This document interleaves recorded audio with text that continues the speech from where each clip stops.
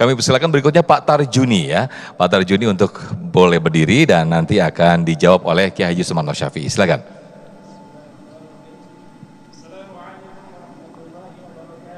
Waalaikumsalam warahmatullahi wabarakatuh.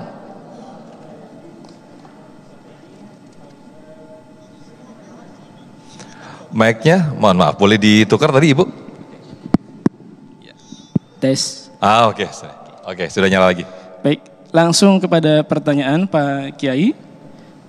Satu hal saya pernah membaca bahwa adab itu sebelum ilmu. Kita banyak orang-orang berilmu di kalangan kita, tetapi adabnya sangat buruk. Nah, bagaimana penjelasannya bahwa adab ini harusnya lebih utama ketimbang ilmu?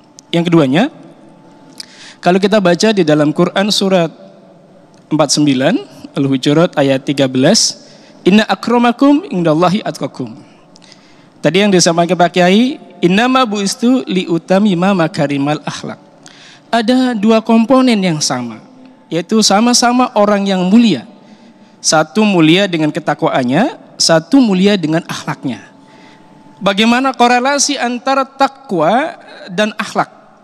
Itu saja Pak Kiai. Terima kasih ilmunya, semoga bermanfaat. Barakallahu fikum. Assalamualaikum warahmatullahi wabarakatuh. Waalaikumsalam. Silakan ya Sumarno. Nih, saya boleh duduk apa ke depan enggak? Ya udah, karena kalau mau ke depan boleh. Di sini juga boleh kan? Karena saya sudah duduk di sini ya. Iya. Alasannya bisa. Oke, silakan ya. Ya sudah, yang penting terjawab. Ibu bapak saudara hadirin rahimakumullah, ini jawab pertanyaan yang bagus. Tadi sudah dijelaskan oleh yang menanya, adab dulu baru ilmu. Kalau sudah kita tahu bahwasannya adab dulu baru ilmu, artinya siapa yang menentukan adab seseorang dari kecilnya? Wal madrasatul walad. Yang menentukan adab seseorang itu adalah seorang ibu yang menata bagaimana mengatur karakter, bagaimana yang namanya membentuk jiwa seorang anak adalah ibu. Itu satu. Sebelum dia masuk sekolah itu anak diajarkan dulu oleh ibunya bagaimana cara istinja, bagaimana cara tidur. Itu kan pembangunan karakter, pembangunan jiwa. Betul kan lagu Indonesia Raya, bangunlah jiwanya, bangunlah badannya. Jangan otaknya pintar diisi dengan sains dan teknologi tapi akhlaknya bobrok. Akhlaknya bejat. Dan kebejatan akhlak, kerusakan moral ketika saat sekarang ini, Masya Allah, sudah betul-betul di luar daripada kemampuan kita. Karena masuk dari berbagai macam unsur. Apalagi di tengah-tengah era globalisasi teknologi, di zaman digitalisasi, maaf, kita baca sampai a'udzubillahi minasyaitonirrajim. Kenapa ada doa itu? Karena setannya di dalam diri kita dan ada sama kita. Dan bahkan kita biayai itu setan. Ini setan kan kita biayai sekarang. Kita beliin tuh pulsanya, kita isiin tuh paketnya. Ya. Itu membentuk setiap kehidupan kita nih dari sini. Ya kita yang punya filter. Lah kalau anak-anak kita yang gak punya filter. Ini yang harus kita pikirin. Yang kemudian, apa perbedaan antara orang yang bertakwa dan orang yang berakhlak? Orang yang bertakwa pasti berakhlak. Kalau orang berakhlak belum tentu dia bertakwa. Nah, bingung kan? Kenapa orang yang bertakwa pasti dia berakhlak? Hablum minallah wa hablum minanas. Kalau dia sudah takut kepada Allah, dia takut juga kepada yang namanya berhubungan baik juga dengan manusia, dia dikatakan takwa. Sehingga Allah nyatakan bahwa negeri itu Allah akan turunkan keberkahan karena lantaran penduduk itu bertakwa. Yang baik hubungan komunikasinya kepada Allah, akhlaknya baik kepada Allah, dan akhlaknya baik kepada sesama.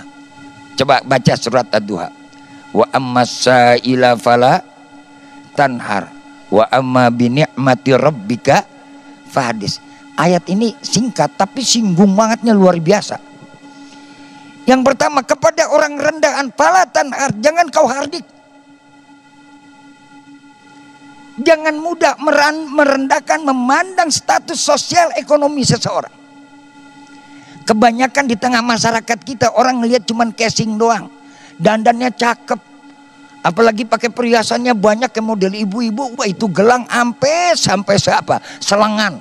Wah kelihatannya wah kayaknya mewah padahal aksesori semua. Ya kalau pakai asli coba-coba tengah jalan digarong bisa. Ya kan. Wah kalau udah ngeliatan dandannya begini, wah orang ini pasti begini punya prestis segala macam. Begitu ngelihat yang kelihatannya hitam legem pantat udah kayak pantat dangdang, mukanya pas-pasan kayak dompet tanggung bulan, pasti walatus sair khodak, masya Allah.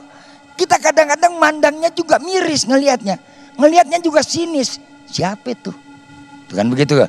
Penyakit kita tuh, kan? Coba kalau ngelihat orang yang dandannya kayak begitu. Jujur aja kita. Tapi kalau yang kelihatan dandanannya cakep, orangnya juga cakep, pakai perhiasan, beda nggak pandangan kita? Beda. Sama juga kita begini deh, masuk ke mall sama masuk di pasar malam.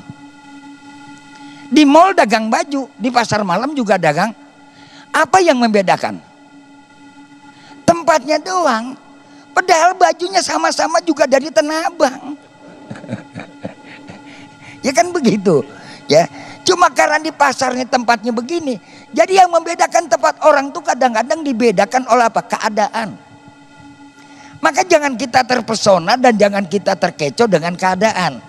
Karena itu kalau tadi perbedaannya akhlak dengan orang yang bertakwa.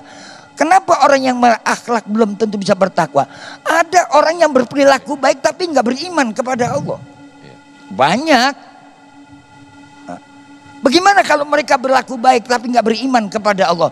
Tetap laqad khalaqnal insana fi ahsani taqwim. Summa radadnahu asfala safilin illal ladina wa amilus, iman dulu dan berbuat baik. Jadi kalau orang mau bertakwa, dia harus beriman dan berbuat baik. Kalau berbuat baik saja tanpa iman, sama juga orang pakai dasi tapi nggak pakai celana. Masya Allah. Baik, terima kasih Ustaz Kiai Haji Sumanto Syafi'i atas jawaban yang sangat luar biasa sekali. Nah, kita masih ada satu segmen lagi untuk tanya jawab. Kami juga akan masih beri kesempatan para jamaah untuk mengajukan pertanyaan. Tetaplah bersama kami di Damai Indonesiaku.